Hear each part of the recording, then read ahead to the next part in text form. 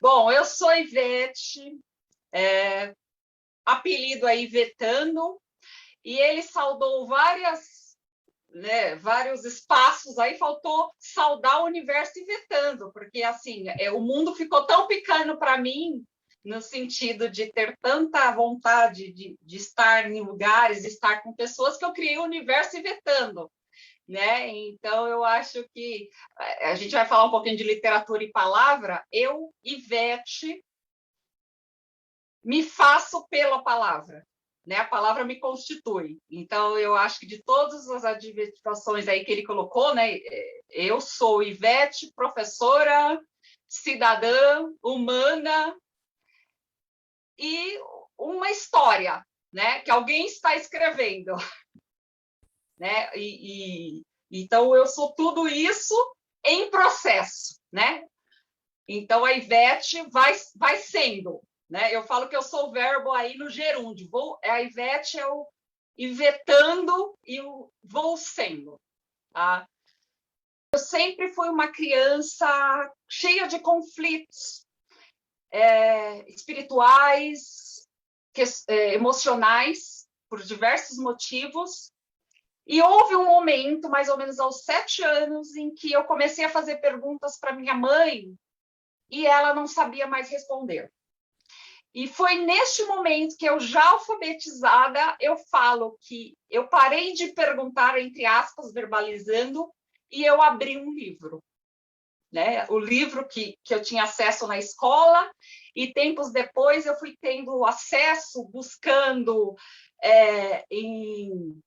em ferro velho, porque existia, né, aquela coleta de reciclagem. E eu falo que, então, antes de eu ser escritora, eu fui leitora, exatamente pelas perguntas que eu fazia. E eu acho que ser escritora é um pouco tentar responder algumas questões, mas muito mais saber fazer perguntas. Né? Então, essa minha veia de escrita. E aí eu cito que numa 4ª série tem um momento muito marcante na minha memória, que na 4ª série, estudando no Júlio da Vileone, uma professora chamada Rita me pediu, como tarefa da escola, da aula de redação, que se fizesse um poema, um texto sobre a redação da semana. E eu me lembro que acontecia naquela semana ou naquele dia um eclipse. E eu fiz o meu primeiro poema, falando do eclipse, porque para mim, acho que foi a primeira consciência que eu tive do que era ser eclipse. E aquilo me chamou tanta atenção, e eu tinha na minha memória a sonoridade, pelos repentes, porque meus pais são nordestinos, e eu comecei a brincar com a sonoridade.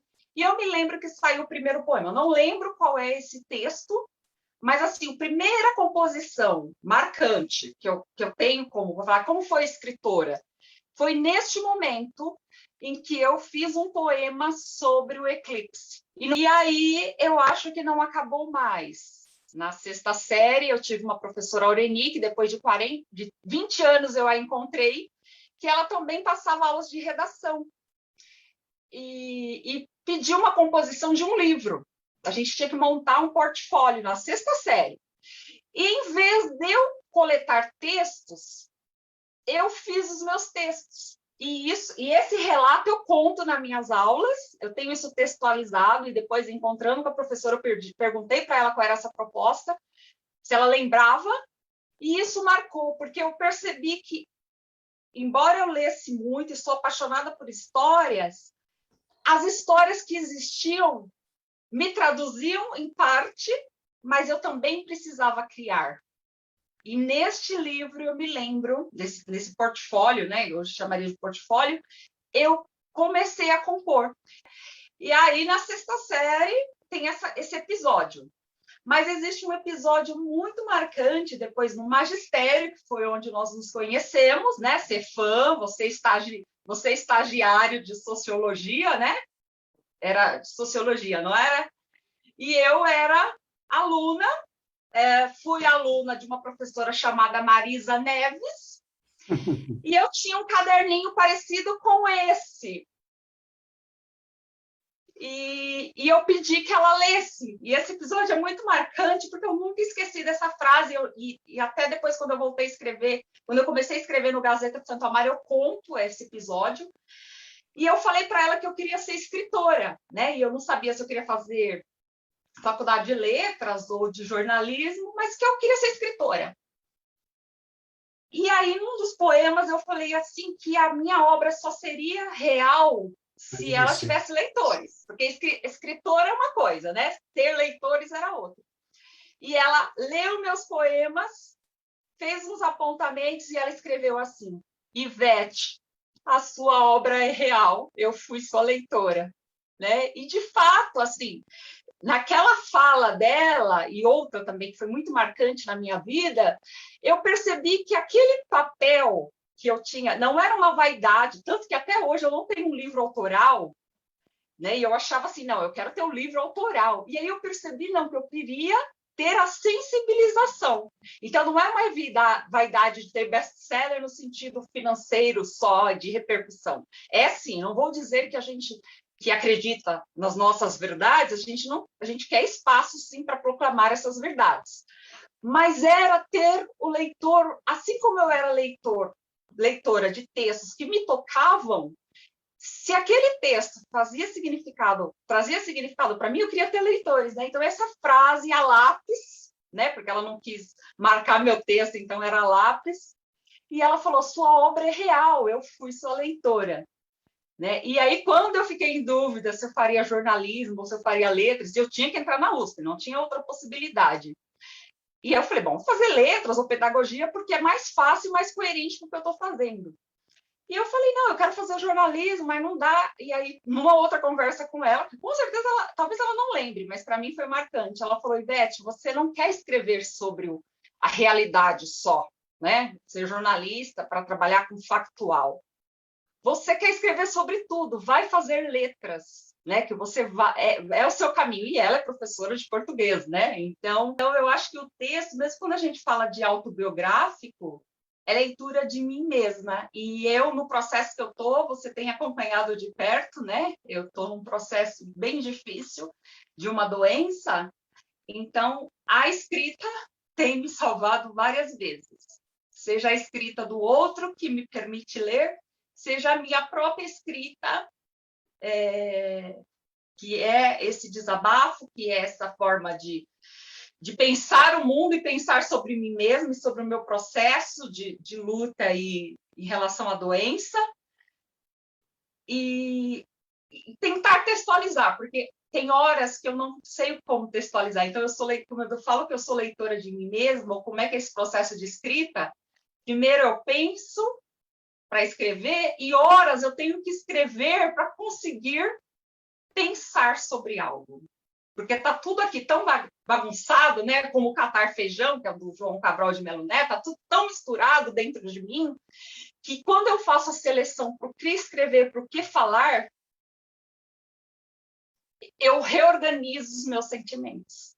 Né? E hoje, antes dessa live, que eu conversei antes e a gente vai falar se deu tudo certo, e quando eu marquei, eu falei, eu não sei se eu espero conseguir, eu tive uma notícia sobre a minha saúde bem difícil, mas é o poder da palavra que mais uma vez me levanta, né? Porque essa é a minha marca, é assim que eu existo, é assim que eu existo, quando eu me escrevo na história.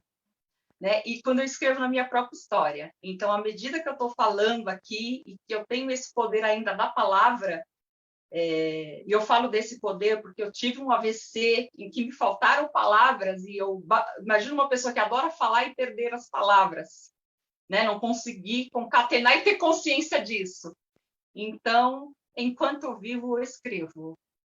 E me escrevo na história. Então, a oportunidade de estar aqui falando é para mim estar existindo. Eu sou uma pessoa cheia de resgates por meio da literatura. A literatura sempre se mostra mesmo como uma possibilidade. E neste tempo, desde 2017, ficou muito marcante como a tecnologia me trouxe acesso a pessoas ou a um trabalho de existência aí pela palavra quando eu estava acamada.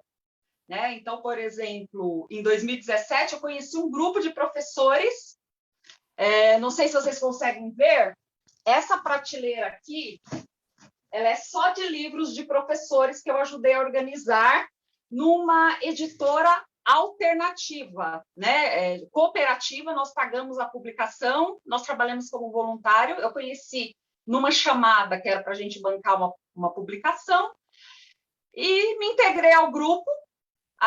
Uma das pessoas fundou a editora para ter o selo, a gente rateia entre professores da escola pública, e começou assim, vamos escrever juntas. E aí eu fui levando pessoas, os outros foram levando pessoas da prefeitura, e aí para pontuar, porque a gente queria falar como pessoas que conhecem a escola pública, porque vem muito... Eu sou mestre, comecei o doutorado, mas eu via muitos trabalhos de gente que falava da educação lá na sala de aula sem estar lá. E eu sentia essa necessidade de termos voz, quem de verdade estava na sala de aula, os pés, as mãos e o giz na sala de aula. Só que você passava por processos seletivos enormes, para um congresso, e eu conheci essas pessoas como? Pela internet. Nós trabalhamos 2 meses sem nos conhecermos. Teve 2 pessoas que uma delas está fazendo aniversário hoje.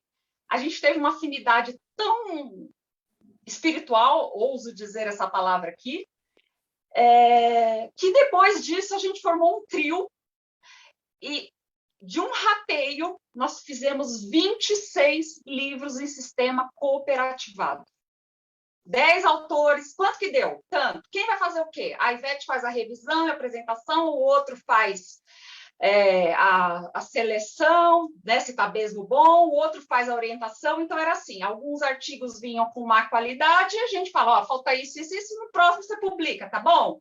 E trabalhando voluntariamente. Nessa época, eu estava afastada, porque eu tinha tido AVC, mas eu já estava em processo de recuperação, já estava bem, né, cognitivamente, mas não fisicamente. E eu conheci essas pessoas, a gente conhecia professores só no dia do lançamento, a gente trabalhou tudo à distância por computador. E as leituras que a gente sugeria, os relatos de experiência, tudo vinha via computador. Então, olha a tecnologia trazendo leitores, leituras e compartilhamento. Então, por isso que eu falo que eu sou favorável. E aconteceu uma coisa muito interessante, porque a primeira biografia que eu fiz foi da Vilma, e a Vilma falou assim, eu fiz uma pequena entrevista, e a Vilma falou assim, nossa, a minha história é tão linda, né? E eu falo isso com muita emoção. Hoje, o Sidney me ajudou a escrever a recente capa. Eu pedi para ele uma história de uma pessoa, falei, olha, me conte, eu vou perguntando para as pessoas, né? Me conta a história de alguém, quem você acha? Ele falou, eu tenho uma pessoa, né? Pedro, o meu primo, isso foi o ano passado que ele falou. Ele vai me contando a história. E aí a gente dividiu essa informação e eu vou e escrevo. E várias pessoas, hoje mesmo eu tive um áudio dele, eu estava indo para o médico nessas minhas crises, eu tive uma crise hoje bem, bem complicada, e aí eu falei assim para ele, nem eu conheço pessoalmente, eu falei assim, Pedro, você me deu a resposta do sentido da minha escrita, porque quando alguém lê, ele leu e falou, olha, essa minha história, teve muita gente que falou, né? A Vilma foi a primeira, falou assim, Vete, como a minha história é bonita, né? É meio aquele poema do Drummond, a minha história é mais bonita do que o Robinson Crusoe, né? Assim, às vezes alguém mostra para você que a sua história é bonita. E eu tive a homenagem pela minha afilhada, e ela falava isso, né? Quando ela conta um pouco do meu processo de dificuldades da vida, que essa questão da doença não é a primeira dificuldade na minha vida, né? Eu falo, quando foi fácil? E aí a minha afilhada fez a minha homenagem, eu não sabia, na verdade pediram para a mãe dela, que é professora, e a minha afilhada falou que ia fazer porque ela me conhecia mais do que a mãe dela. E aí ela falou assim, a minha madrinha, você conta tantas histórias que você não podia ter uma história simples. Você tinha que ter uma doença rara, você tinha que ter uma doença mortal e mesmo assim sobreviver.